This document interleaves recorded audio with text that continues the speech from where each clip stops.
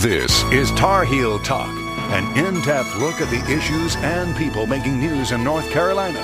Here's your host, Sonia Williams.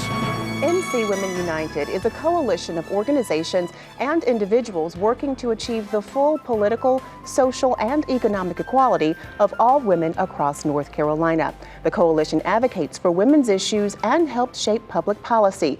And joining me now to tell us more about NC Women United is its president, Romano, and Director of Policy, Emma Akpan. Thank you both for being with us. Thank you for having us, Sonia. Now, NC Women United it's really designed to advocate for women's issues and really to help shape public policy throughout North Carolina. Talk a little bit about the history of this coalition and how it all came about. Well, this was in the late 80s. Some people at the General Assembly, some women who were legislators there, they were working with some organizations who worked on what are traditionally thought of as women's issues. And some of them felt like women's voices weren't really at the policy table.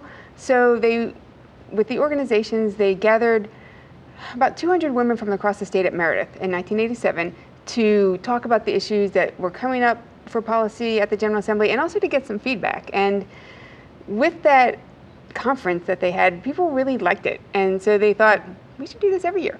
And so that's kind of how NC Women United, the idea came from that with members or organizations who are coalition partners and then getting grassroots advocacy from women across the state. Mm-hmm. Now, from that initial meeting, as you said, NC Women United was born, so to speak. Talk a little bit about some of the work that has been done since 1987.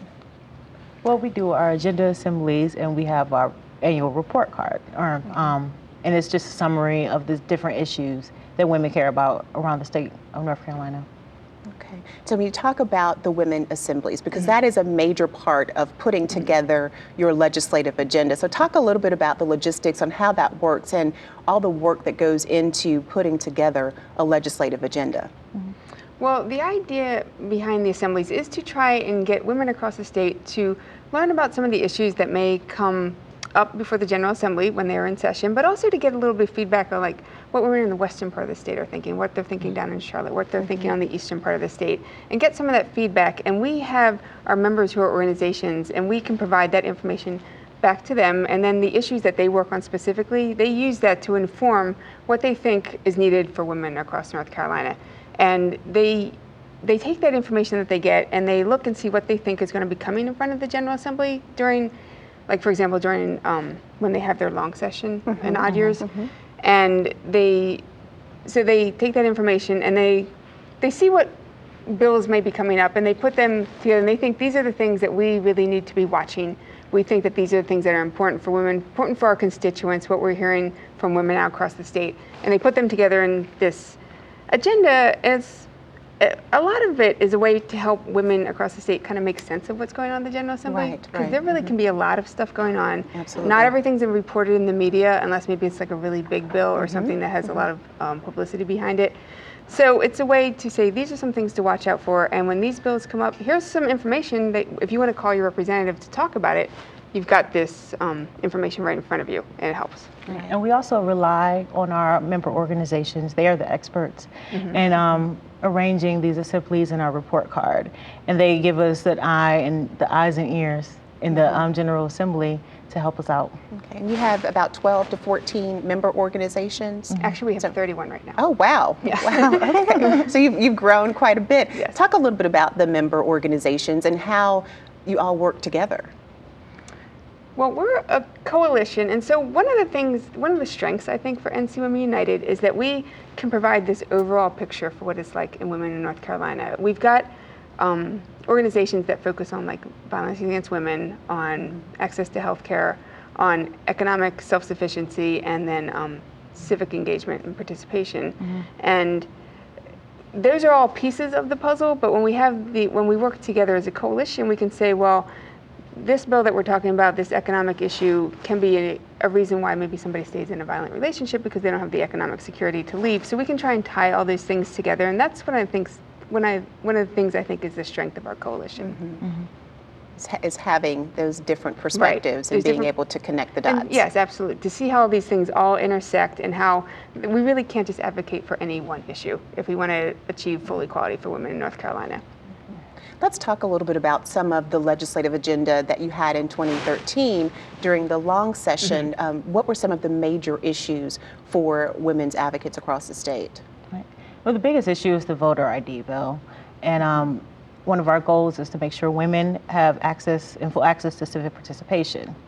So the voter ID bill is going to really hurt women because a lot of the women live in rural areas and they're poorer, and they really target people who won't necessarily have access to voting and access to get an ID if they need one.